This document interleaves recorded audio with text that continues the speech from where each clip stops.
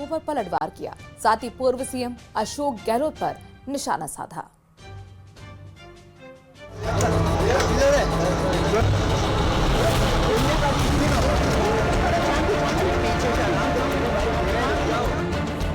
कांग्रेस के आरोपों पर बीजेपी का पलटवार। जो लोग भारतीय जनता पार्टी पर वोट चोरी का आरोप लगाते हैं, अंततः चुनाव उनके गाल पर एक बहुत बड़ा और झंझाटेदार तमाचा है। बीजेपी प्रदेश प्रभारी ने पूर्व सीएम पर साधा निशाना। हर साल कांग्रेस ने इसी प्रकार से किया है। गरीबी हटाओ का जुमला देते थे और गरीबों को ही हटा दिया करते थे। बिहार चुनाव में हार के बाद विपक्ष बीजेपी पर सत्ता के दुरुपयोग का आरोप लगा रहा है। इसका जवाब बीजेपी नेता राजस्थान की अंता सीट से जोड़कर दे रहे हैं। इस मुद्दे को लेकर राजस्थान का सियासी पारा हाई है। जयपुर बीजेपी मुख्यालय में आयोजित कार्यशाला में शामिल होने पहुंचे प्रदेश प्रभारी राधा मोहन दास अग्रवाल ने कांग्रेस के आरोपों पर पलटवार किया। प्रदेश प्रभारी ने अंतर चुनाव को लेकर कहा कि पार्टी निष्पक्ष चुनाव लड़ती है। अगर हम चुनाव को नियंत्रित करना चाहते तो अंतर चुनाव हमारा होता। हमने जन भावनाओं का सम्मान किया है। तो जो लोग भारतीय जनता पार्टी पर वोट चोरी का आरोप लगाते हैं, अंततः चुनाव उनके गाल पर एक बहुत बड़ा और झंझाटेदार तमाचा है। यह भारतीय जनता पार्टी के सिद्धांतों की जीत है कि हम लोकतंत्र में विश्वास करते हैं। एसआईआर के मुद्दे पर प्रदेश प्रभारी ने कहा कि कांग्रेस पूरी प्रक्रिया को पढ़ ले। एसआईआर में बेहद पारदर्शिता है। चुनाव आयोग के हस्तक्षेप का इसमें कोई विषय नहीं। ये सिर्फ कांग्रेस की बौखलाहट है जो सिमटती राजनीति का उदाहरण है। कहाँ थी कांग्रेस और कहाँ पहुँच गई? बिना फूट के तो पहुँची नहीं। और अभी तो उनके जो 6 विधायक किसी तरह से बिहार में जीत के आ गए हैं। मैंने सुना है, मैं भाजपा की बात नहीं कर रहा हूँ, मैंने सुना है वो सब कांग्रेस छोड़ करके जनता दल यू में जाने वाले हैं। तो अशोक गहलोत जी को मैं सलाह दूंगा, राजस्थान छोड़े जाएं, बिहार चले जाएं और जा करके अपने 6 विधायकों को बांध करके, जैसे वो इसके पहले जब उनकी सरकार थी तो अपने विधायकों को बांधा करते थे ना, जब सचिन पायलट उनके साथ खेल खेलते थे। तो जाएं बिहार से अपने विधायक बचा ले आए। वहीं बीजेपी प्रदेश प्रभारी के इस बयान पर अब कांग्रेस की प्रतिक्रिया भी सामने आई है। जनता ने कहा हमने तो भजनलाल जी को सीएम मान करके कभी बीजेपी को वोट नहीं दिया था। हम भ्रमित हो गए और हमें धोखे में रखा गया है। तो अब समझ में आ गया कि कांग्रेस ही पार्टी है जो 36 कौमों को साथ लेकर के हर वर्ग के लिए अच्छी योजना ला करके उसको लाभान्वित कर सकती है, उनको मदद कर सकती है। फिलहाल अंता उपचुनाव में हार पर बीजेपी एक तरफ जहां मंथन कर रही है, वहीं कांग्रेस लगातार भाजपा को घेरने में जुटी है। दोनों पक्षों में वार पलटवार का दौर जारी है। न्यूज़ 18 राजस्थान के लिए जयपुर से सुधीर शर्मा की रिपोर्ट।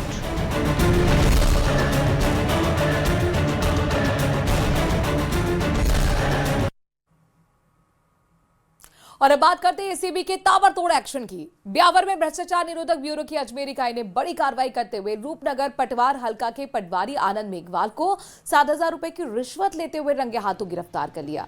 बताया जा रहा है कि परिवादी ने एसीबी अजमेर में शिकायत दी थी कि पटवारी आनंद मेघवाल उसकी जमीन की विरासत नामांतरण खोलने के एवज में 8,000 रुपए की रिश्वत मांगकर परेशान कर रहा है। शिकायत के सत्यापन के बाद 13 नवंबर 2025 को 7,000 की रिश्वत देने की सहमति तय हुई। आज एसीबी टीम ने ट्रैप कर कार्रवाई की। अजमेर में एक परिवादी साक्ष्य का परिवार पेश किया कि उसकी माता के देहांत के बाद उसकी विरासत का नामांकन खोलने और एक खरीदशुदा कृषि भूमि का नामांकन खोलने के एवज में रूपनगर पटवारी आनंद मेघवाल रिश्वत की मांग कर रहा है। इस बाबत उसका मांग का सत्यापन करवाया गया। मांग का सत्यापन सही पाए जाने पर आज पटवारी को 7,000 रुपए की रिश्वत लेते रंगे हाथों पकड़ा गया। हनुमानगढ़ के टिब्बी के राटीखेड़ा गांव में करीब 2 साल से एथेनॉल फैक्ट्री का विरोध हो रहा है, लेकिन मंगलवार को प्रस्तावित एथेनॉल फैक्ट्री पर विवाद एक बार फिर गर्मा गया। विरोध में 70 लोगों ने गिरफ्तारियां दे दी। टिब्बी में हालात अब तनावपूर्ण बने हुए हैं। एहतियातन पुलिस जाब्ता तैनात कर दिया गया है।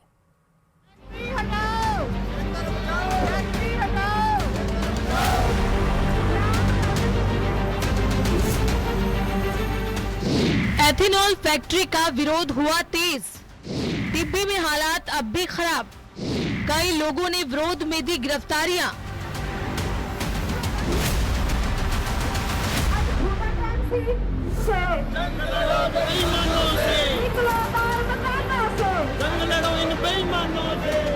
टिब्बी कस्बे में विरोध की आवाज नई नहीं है। पिछले 2 साल से लोग प्रस्तावित एथेनॉल फैक्ट्री का विरोध कर रहे थे।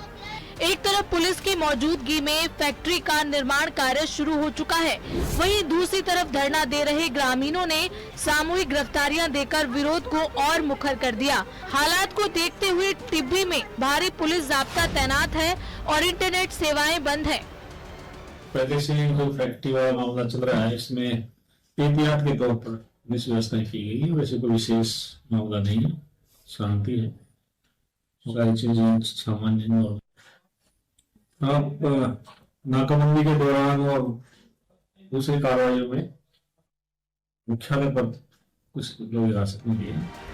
गांव वालों का आरोप है कि फैक्ट्री के लगने से प्रदूषण के साथ साथ स्वास्थ्य से जुड़े खतरे भी बढ़ जाएंगे। एथेनॉल फैक्ट्री के विरोध में विधायक और युवा कांग्रेस प्रदेश अध्यक्ष अभिमन्यु पुनिया ने भी गिरफ्तारी दी, जिससे मामला राजनीतिक रूप से और भी तेज हो गया। जिस तरीके से किसान नेताओं को गिरफ्तार किया गया, कतई लोकतंत्र के अंदर आप सुबह 3 बजे, क्या वो बड़े अपराधी थे? क्या वो बड़े आदतन अपराधी थे? क्या बड़े इलाके के अंदर आपराधिक मुकदमे उनके नाम के दर्ज थे? लेकिन जो हालात पैदा हुए हैं राज्य के अंदर और जिले के अंदर और इलाके के अंदर, किस तरीके की सरकार की तानाशाही कब तक किसान कौम, किसान साथी सहेगा?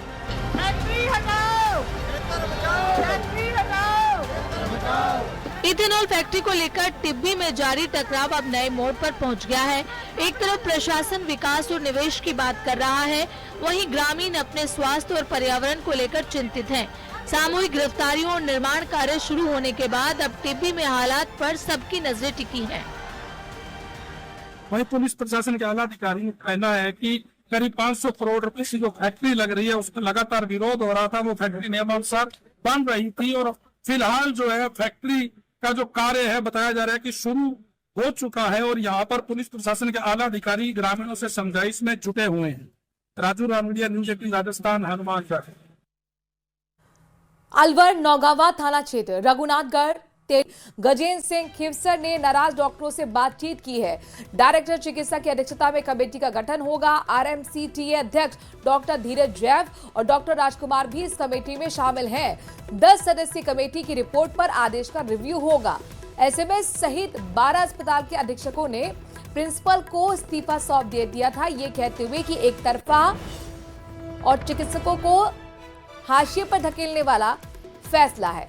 11 नवंबर को फैसला दिया गया था सरकार की तरफ से, जिसका विरोध अधीक्षक कर रहे हैं। एसएमएस से अटैच कई ऐसे हॉस्पिटल्स, यानी कुल मिलाकर 12 अस्पताल अधीक्षकों ने अब तक इस्तीफा सामूहिक रूप से सौंप दिया है। इसी को लेकर आज चिकित्सक मंत्री के साथ बैठक हुई। हालांकि कल भी बैठक हुई थी, आज की बहुत महत्वपूर्ण ये बैठक है, क्योंकि मेडिकल एजुकेशन के सचिव भी इसमें मौजूद थे। आपको बता दें कि 10 सदस्यीय कमेटी की रिपोर्ट पर आदेश का रिव्यू किया जाएगा। यानी कुल मिलाकर एक कमेटी गठित कर दी गई है और महत्वपूर्ण ये है कि आरएमसीटीए के अध्यक्ष डॉक्टर धीरज जैव भी इस कमेटी का हिस्सा है। साथ ही डॉक्टर राजकुमार भी इस कमेटी में शामिल है। निजी प्रैक्टिस पर रोक लगाने का विरोध अधीक्षक कर रहे हैं। साथ ही उनका यह भी कहना है कि अधीक्षक के लिए, प्रिंसिपल के लिए आवेदन की जो एज क्राइटेरिया है उस पर भी विचार सरकार को करना चाहिए। 57 ये बहुत कम एज है।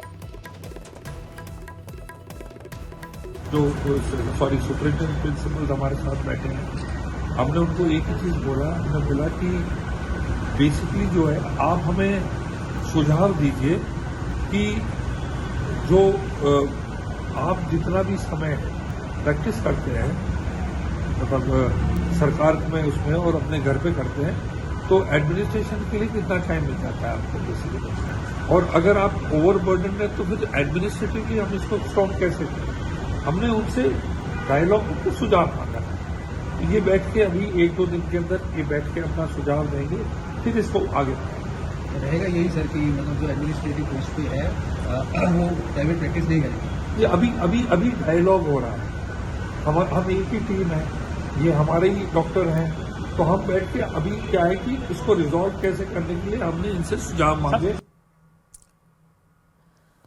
तो खीवसर को आप सुन रहे थे जो कह रहे हैं कि अभी डायलॉग की प्रक्रिया चल रही है, यानी बातचीत चल रही है और कैसे रिजॉल्व करना है इस इश्यू को ये हम समझने की कोशिश कर रहे हैं। हमने खुद डॉक्टर्स से सुझाव मांगे हैं और अलग अलग कमेटी या टीम हमें मत समझिए, हम एक ही टीम का हिस्सा है, डॉक्टर्स भी हमारे हैं, उनकी चीज़ों को भी हमें समझना है। इसीलिए हम ये कह रहे हैं कि अगर आप निजी प्रैक्टिस करेंगे तो फिर ओवरबर्डन आप पर हो जाएगा, और अगर वो ओवरबर्डन हो जाएगा तो फिर कैसे आप एडमिनिस्ट्रेशन का काम, जो कि बहुत जिम्मेदारी का काम होता है, वो उसे संभालेंगे, कहीं प्रभावित काम ना हो जाए। तो यहाँ पर कुल मिलाकर सरकार का यही नजरिया है, यही से कहना है, यही सोच है इस आदेश के पीछे कि भाई निजी प्रैक्टिस पर रोक इसलिए लगा रहे हैं कि कहीं एडमिनिस्ट्रेशन का काम, जिम्मेदारी का काम प्रभावित ना हो जाए और ऐसे में मरीजों को दिक्कत ना हो।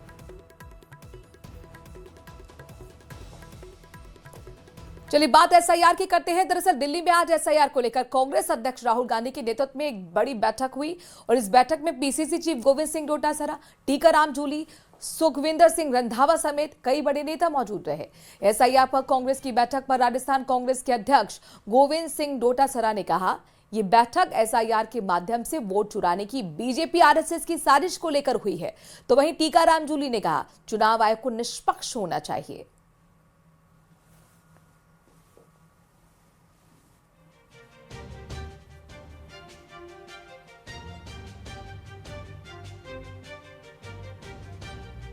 चुनाव आयोग को निष्पक्ष होना चाहिए और निष्पक्षता के साथ चुनाव कराने चाहिए।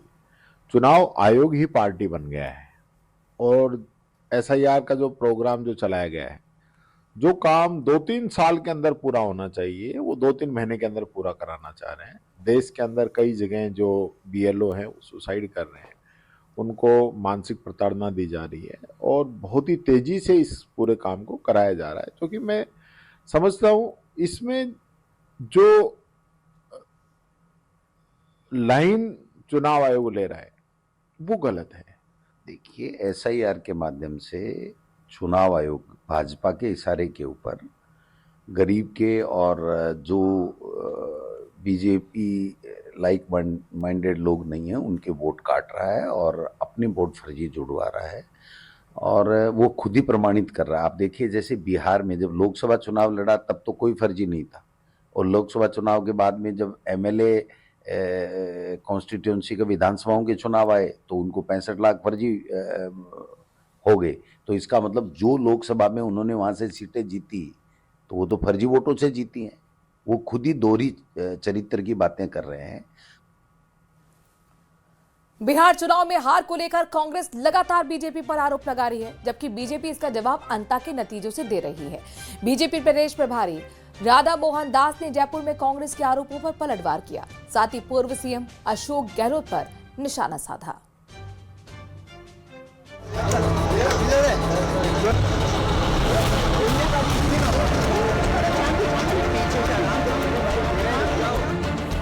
कांग्रेस के आरोपों पर बीजेपी का पलटवार। जो लोग भारतीय जनता पार्टी पर वोट चोरी का आरोप लगाते हैं, अंता चुनाव उनके गाल पर एक बहुत बड़ा और झंझाटेदार तमाचा है। बीजेपी प्रदेश प्रभारी ने पूर्व सीएम पर साधा निशाना। 8 साल कांग्रेस ने इसी प्रकार से किया है। गरीबी हटाओ का जुमला देते थे और गरीबों को ही हटा दिया करते थे। बिहार चुनाव में हार के बाद विपक्ष बीजेपी पर सत्ता के दुरुपयोग का आरोप लगा रहा है। इसका जवाब बीजेपी नेता राजस्थान के अंता सीट से जोड़कर दे रहे हैं। इस मुद्दे को लेकर राजस्थान का सियासी पारा हाई है। जयपुर बीजेपी मुख्यालय में आयोजित कार्यशाला में शामिल होने पहुंचे प्रदेश प्रभारी राधा मोहन दास अग्रवाल ने कांग्रेस के आरोपों पर पलटवार किया। प्रदेश प्रभारी ने अंतर चुनाव को लेकर कहा कि पार्टी निष्पक्ष चुनाव लड़ती है। अगर हम चुनाव को नियंत्रित करना चाहते तो अंतर चुनाव हमारा होता। हमने जन भावनाओं का सम्मान किया है।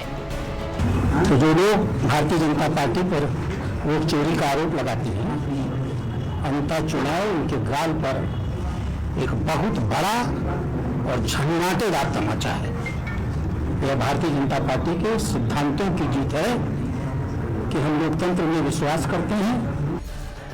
एसआईआर के मुद्दे पर प्रदेश प्रभारी ने कहा कि कांग्रेस पूरी प्रक्रिया को पढ़ ले। एसआईआर में बेहद पारदर्शिता है।